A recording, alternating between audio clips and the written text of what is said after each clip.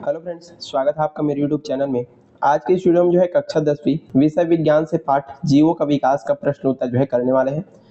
चलिए बिना किसी देरी के आज का जो वीडियो शुरू करते हैं। चैनल पर नए जरूर आपको सब्सक्राइब करना है, ज़्यादा से ज़्यादा शेयर करते जाना है। पूरी वीडियो को अंत तक देखते रहना। सारे के सारे क्वेश्चन आपको एक ही वीडियो में आपको मिलने वाला है। चलिए पहला क्वेश्चन देखिए, सही विकल्प चुन करके लिखिए। पहला क्वेश्चन क्या पूछा जा रहा है कि पालतू कुत्तों की आधुनिकतम नस्ल किस प्रक्रिया के फलस्वरूप यहाँ पर बनी हुई है?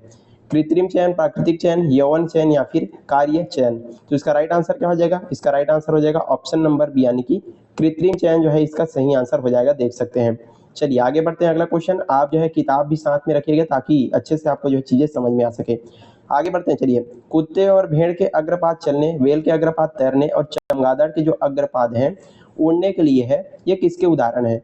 समवृत्तीय अंग, समजात अंग, अविकसित अंग या इनमें से सभी। तो इसका राइट आंसर क्या हो जाएगा? इसका राइट आंसर भी हो जाएगा ऑप्शन नंबर बी, यानी कि समजात अंग के उदाहरण है।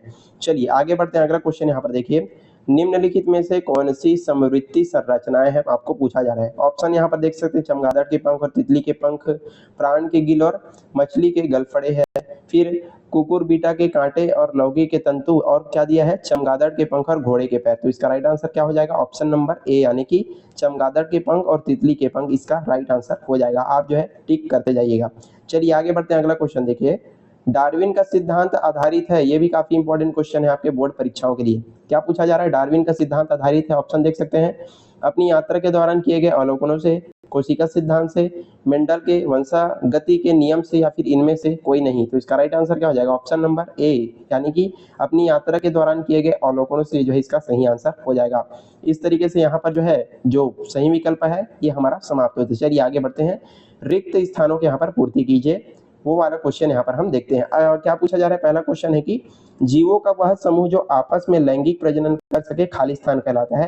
तो इसमें आपका राइट आंसर क्या हो जाएगा? जैविक प्रजाति इसका राइट आंसर यहाँ पर हो जाएगा। नोट करते जाइए। चलिए आगे बढ़ते हैं। अगला क्वेश्चन देखिए, फिंचों के चोंच में अंतर और उनमें पाई जाने वाली खाली स्थान को दर्शाता है। ये आपके सजाति लक्षण को यहाँ पर दर्शाता है, ये भी इसका राइट आंसर हो जाएगा।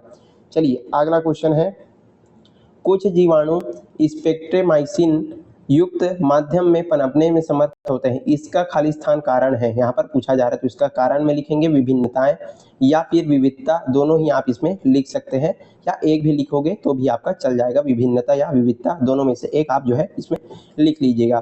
तो ये रिक्त स्थानों की पूर्ति भी यहाँ पर पूरी तरीके से कंप्लीट हो जाती है। चलिए तीसरा क्वेश्चन यहाँ पर देखें।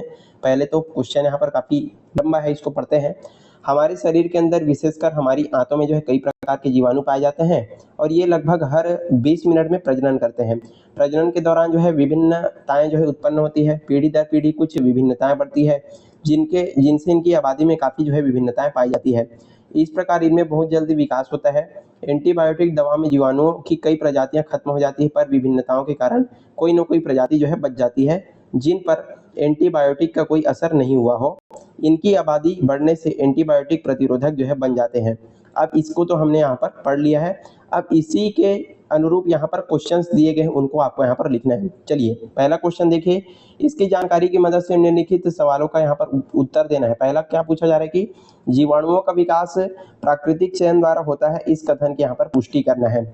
आप किताब सामने रखिएगा तभी आपको ज्यादा चीजें अच्छे से समझ में आएगी, साथ साथ नोट्स आपको बनाते जाना है। चलिए तो इसका राइट आंसर आप कैसे लिखेंगे, सही उत्तर कैसे लिखेंगे? तो इसका उत्तर आप लिखेंगे, प्राकृतिक चयन का अर्थ उन गुणों से है जो किसी प्रजाति को बचे रहने और प्रजनन में सहायता करते हैं, जो पीढ़ी दर पीढ़ी चलती रहती है। तो ये क्या होता है? प्राकृतिक चयन का अर्थ क्या है? जो किसी भी प्रजाति को बचे रहने और साथ ही साथ उनको प्रजनन करने में सहायता करती है, पीढ़ी दर पीढ़ी चलता रहता है। प्रजनन तेजी से प्रजनन करने वाली प्रजातियों में प्राकृतिक चयन बहुत तेजी से होता है। उदाहरण के यदि हम देखें तो यहाँ पर एंटीबायोटिक आसानी से प्रतिरोध के बिना जीवाणुओं के विकास को रोक सकते हैं, लेकिन कुछ देर बाद एंटीबायोटिक का जीवाणुओं पर असर ही नहीं होता है। क्यों? क्योंकि ऐसे वातावरण में केवल प्रतिरोध प्राप्त करने वाले जीवाणु ही वृद्धि प्राप्त कर पाते हैं, अतः जीवाणुओं का विकास प्राकृतिक चयन द्वारा यहाँ पर होता है। तो इस तरीके से जो पहला क्वेश्चन है इसका आपको आंसर यहाँ पर लिख लेना है। चलिए आगे बढ़ते हैं। अगला क्वेश्चन देखिए, किस प्रक्रिया के दौरान विभिन्नताएं उत्पन्न होती है, ये आपको पूछा जा रहा है। तो इसका आंसर क्या हो जाएगा? मुख्यतः जो है लैंगिक प्रजनन के दौरान विभिन्नताएं उत्पन्न होती है, क्योंकि इसी प्रक्रिया के दौरान जो है अनुवांशिकी पदार्थ यानी कि डीएनए का क्या होता है, आदान प्रदान होता है। जब प्रजनन किया जाता है उसी के दौरान ही तो डीएनए का आदान प्रदान होता है ना, तो इसी को आपको यहाँ पर बताना है। चलिए आगे बढ़ते हैं, अगला क्वेश्चन देखिए ग नंबर, विकास में विभिन्नताओं की क्या भूमिका है। चलिए इसको समझते हैं, इसका आंसर देखते हैं यहाँ पर। तो सभी जीवों में विभिन्नताएं एक पीढ़ी से दूसरी पीढ़ी में पहुंचती जाती है, तो धीरे धीरे संतान पीढ़ी जनक पीढ़ी में से भिन्न होती है और एक नई प्रजाति का स्वरूप जो है ले लेती है।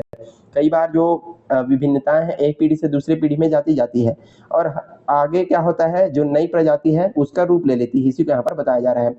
प्रजातियों का विकास पीढ़ी दर पीढ़ी पहुंचने वाली कुछ ऐसी विभिन्नताओं से होता है और किसी परिस्थिति में जो है लाभदायक होती है, और ऐसी प्रजातियों की आबादी में वृद्धि और बदलाव होती रहती है, जिससे जीवों का जो विकास है चलता रहता है। तो इस तरीके से आपको इसका जो आंसर है यहाँ पर लिख देना है। काफी सटीक और सही आंसर आपको यहाँ पर मिलने वाला है, इसको आपको जो है अच्छे से समझते रहना है। चलिए आगे बढ़ते हैं। विकास की प्रक्रिया धीमी भी हो सकती है और जल्दी भी।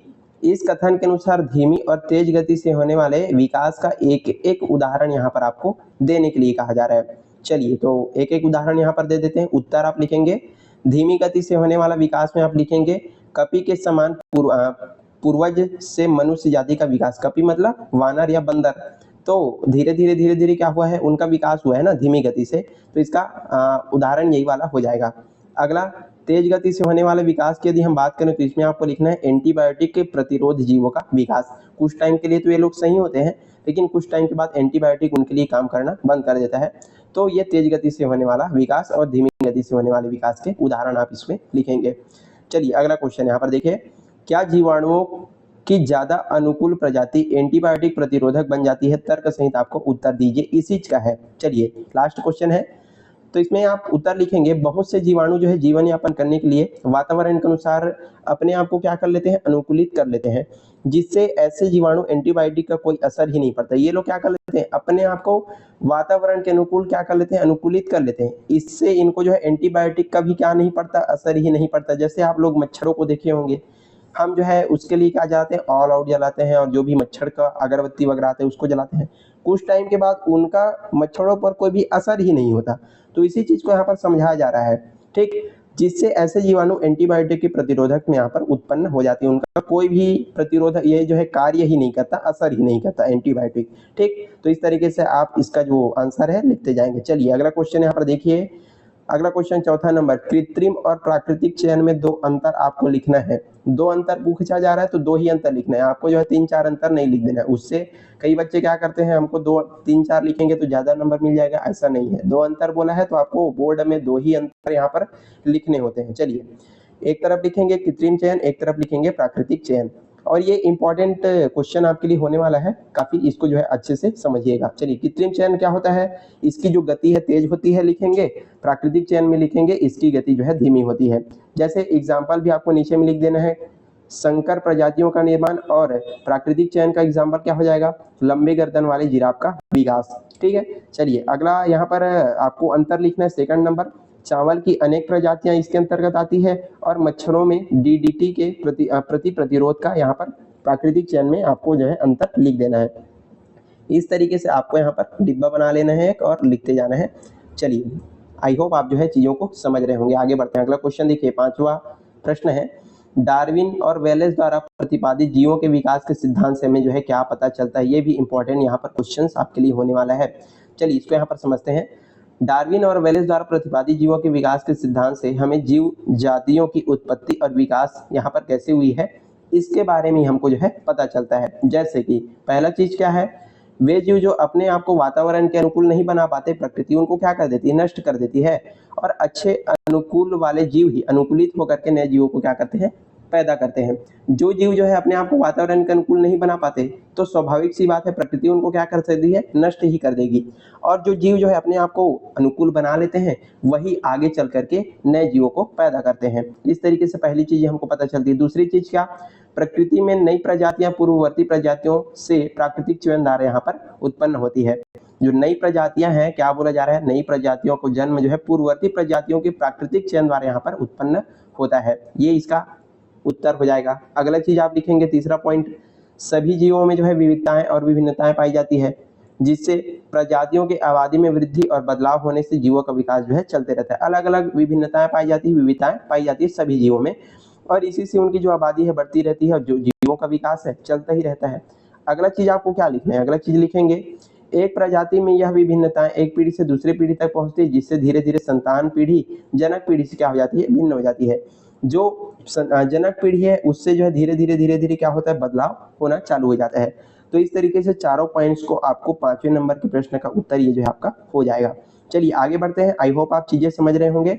अभी तक चैनल सब्सक्राइब नहीं किए हैं तो सब्सक्राइब जो है जरूर कर लीजिएगा। पूरा का पूरा हम आपका विज्ञान का जो चैप्टर है उसको इसमें कंप्लीट करने वाले हैं। यदि आपको किसी भी तरीके का डाउट होता है तो कमेंट बॉक्स में कमेंट कर सकते हैं, पूछ सकते हैं। चलिए अगला क्वेश्चन देखिए, जीवों के विकास के सिद्धांत का मुख्य बिंदु क्या है, पूछा जा रहा है। चलिए इसका आंसर देखते हैं। जीवों के विकास के सिद्धांत के मुख्य बिंदु निम्नलिखित हैं। यहाँ पर देखते हैं, पहला क्या, सभी जीवों में बहुत सारी विविधताएं विभिन्नताएं पाया जाता है। दूसरा चीज, विविध जीवों की उत्पत्ति एक समान जीवों से ही हुई है। पहले एक समान जीवों से हुई है, बाद में धीरे धीरे क्या होता जाता है, वो बदलता जाता है। अगला चीज लिखेंगे, विश्व में प्रजातियों की उत्पत्ति एक झटके में नहीं बल्कि पहले से मौजूद ही प्रजातियों से हुई है। जैसे यदि हम इंसानों की बात करें तो पहले क्या थे, वानर थे, बंदर थे, धीरे धीरे उनमें जो है बदलाव हुआ। तो ऐसे ही यहाँ पर बोला जा रहा है कि विश्व में जितने भी प्रजातियों की उत्पत्ति है एक झटके में नहीं हुआ है तुरंत, बल्कि पहले से जो मौजूद है प्रजातियां वहां से जो है किया गया है। आगे बढ़ते हैं, किसी भी जगह की जनसंख्या में पाए जाने वाली जीवों में विभिन्नताएं होती है। इनमें से कुछ विभिन्नताएं एक पीढ़ी से दूसरी पीढ़ी में जो है जाती रहती है। अगला पॉइंट है, प्रत्येक जीव अपने अस्तित्व को बनाए रखने के लिए कुछ खास विभिन्नताएं भी यहाँ पर रखता है। और 6वां नंबर आप लिखेंगे, विभिन्न प्राणियों में लाभदायक विभिन्नताएं विशेष ध्यान रखती है। यदि विभिन्नताएं नहीं पाई जाती तो सभी जीव हमको एक ही समान दिखाई देते।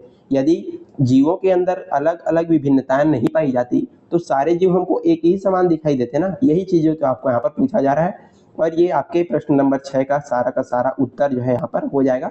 वीडियो को रोक लीजिए और सारे जो उत्तर है उसको नोट करते जाइए।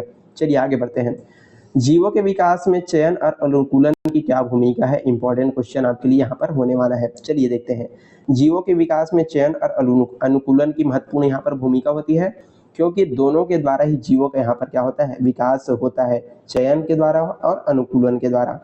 जैसे वे जीव जो अपने आप को वातावरण के अनुकूल नहीं बना पाते, प्रकृति उनको क्या कर देती है, नष्ट कर देती है। अच्छे अनुकूल वाले जीव ही अनुकूलित होकर के क्या करते हैं, नए जीवों का क्या करते हैं, विकास करते हैं, पैदा करते हैं।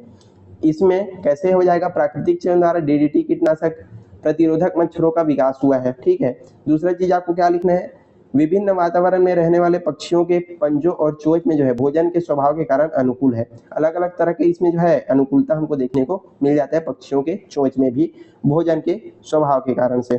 तो ये इसका जो है सही आंसर हो जाएगा। चलिए प्रश्न नंबर 8 यहाँ पर देखते हैं, चित्र देखकर बताइए कि यह सजाती या संवृत्ति लक्षण दर्शा रहा है।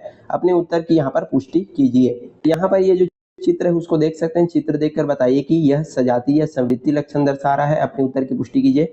ये जो चित्र है आप अपने नोटबुक से देख सकते हैं, मैंने आपको यहाँ पर दिखा दिया। चलिए अब इसका उत्तर यहाँ पर हम देखते हैं। इसका आंसर क्या हो जाएगा, तो इसका आंसर हो जाएगा घटपर्णी और मटर प्रतान संवृत्ति लक्षण है, क्योंकि दोनों के स्वरूप बनावट अलग अलग हैं और कार्य जो है समान है।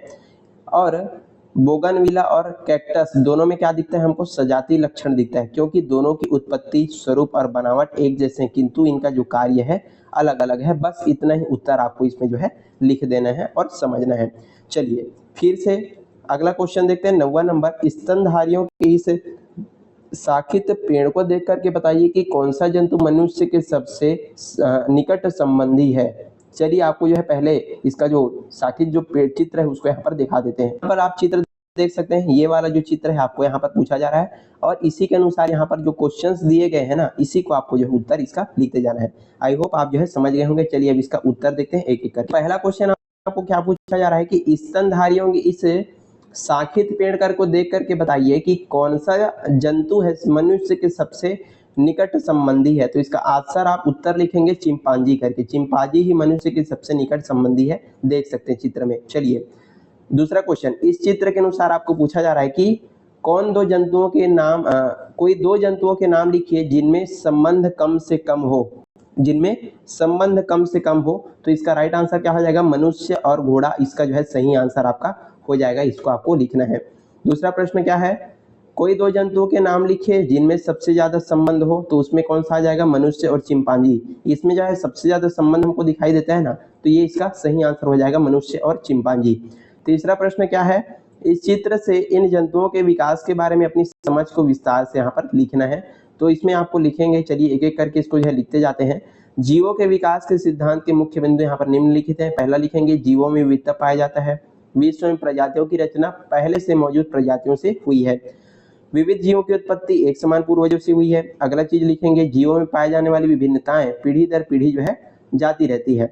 और फिर लिखेंगे, प्रत्येक प्राणी अपने अस्तित्व को बनाए रखने के लिए क्या करता है, कुछ खास विभिन्नताएं रखती है और विभिन्न प्राणियों में लाभदायक विभिन्नताएं विशेष स्थान यहाँ पर रखती है। तो ये आपके प्रश्न नंबर 9 का सही सबका जो है आंसर हो जाता है। और यहीं पर आज का हमारा जो वीडियो है समाप्त होता है। हमने पूरे पार्ट का आंसर क्वेश्चंस आपको काफी बेहतरीन तरीके से समझा दिया। आई होप आपको सारी चीजें अच्छे से समझ में आ गई होगी, आपको नोट्स बनाने में काफी हेल्प हुआ होगा। आज का जो वीडियो है यहीं पर समाप्त होता है। वीडियो पसंद आया लाइक करना, ज्यादा से ज्यादा शेयर करना, और चैनल पर नए हैं तो जरूर आपको सब्सक्राइब कर देना है। अगला पार्ट हमारा अम्ल, क्षार और लवण का होने वाला है। जरूर जो है चैनल सब्सक्राइब कीजिएगा। पूरा हिंदी का जो पार्ट है आपको हमारे चैनल पर देखने को मिल जाएगा। वहां से जाकर के हिंदी के जो क्वेश्चंस आंसर है वो भी आप जो है आसानी से कर सकते हैं। चलिए पढ़ते रहिएगा। Thank you so much.